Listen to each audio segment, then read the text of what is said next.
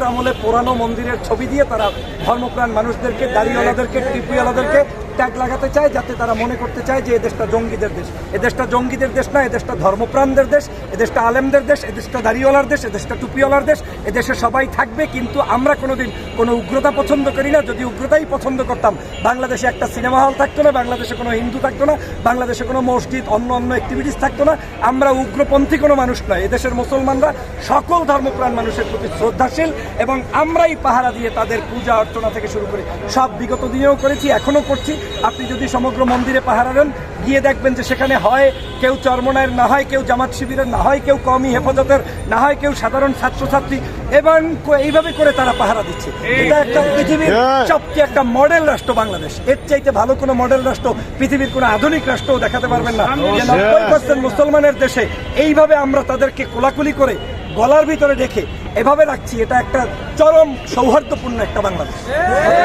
এটাকে যারা বিতর্ক করতে চায় মূলত তারা হচ্ছে তাদের এই অশান্তি, এই কলেমাপ্রাণ মুসলমানরা শান্তিতে না থাকুক সেজন্য একটা ষড়যন্ত্র করছে। আপনাদেরকেও সতর্ক করতে চাই, অতিরিক্ত উগ্রতাও আবার কেউ যেন প্রদর্শন না করেন, সে ব্যাপারে সতর্ক থাকতে হবে। কারণ আপনার হাতে একটা কলেমার ছবি ধরাই দেবে, এরপরে আপনাকে মোল্লা বানাই দেবে, মোল্লা অমর বানাই দেবে, মোল্লা অমুক বানাই দেবে, এগুলোকে আবার বিদেশে প্রচার করবে। এ ব্যাপারেও আপনাকে সতর্ক থাকতে হবে যে বাংলাদেশ আমরা সবাই থাকবো।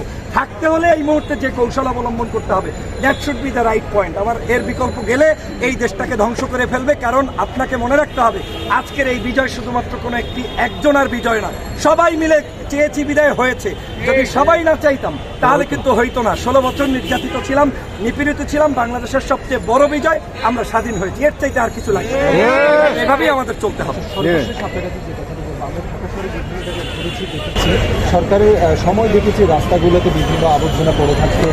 বর্তমানে ছাত্রছাত্রীরা যেভাবে সারা বাংলাদেশ ট্রাফিকের দায়িত্ব পালন করছে, পরিষ্কার পরিচ্ছন্ন রাখতে, এই ব্যাপারটা আপনি তাদের, আমি তো সবসময় উৎসাহ প্রদান করি। এই ছাত্র শিক্ষার্থীরাই হচ্ছে আজকের আগামী দিনের ভবিষ্যৎ, এবং আপনাদের এই বাংলাদেশের গদবাঁধা যে রাজনীতি, সেটাও আমাদের পরিহার করতে হবে। যে 80 বছর না হইলে এমপি হওয়া যায় না, মন্ত্রী হওয়া যায় না, this is not a correct.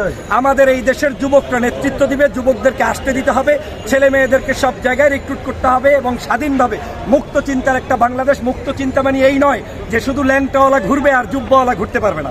মুক্ত চিন্তা হচ্ছে হুজুরও ঘুরবে, ল্যাংটাওয়ালাও ঘুরবে, সিনেমাও থাকবে, তাফসির মাহফিলও থাকবে। কিন্তু এই দেশের বিগত 16 বছর দেখেছি তাফসির বন্ধ, অন্য কিছু চলে। এটার নাম মুক্ত চিন্তা না, ওইটার নাম সেকুলারিজম না।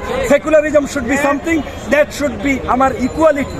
অ্যাকর্ডিং টু ইসলাম অলসো এটাই বলে যে ইকুয়ালিটি হচ্ছে ধর্মপ্রাণ মানুষও স্বাধীন থাকবে, ধর্মবিরোধী মানুষও তার মতো থাকবে। আমরা কারো উপরে মানে কি বলে আঘাত করে কোনো ধরনের ধর্মচিন্তা কিংবা সমাজ চিন্তা কিংবা রাজনীতি প্রতিষ্ঠিত করতে চাই না। এই যুবকরা নেতৃত্ব দিচ্ছে।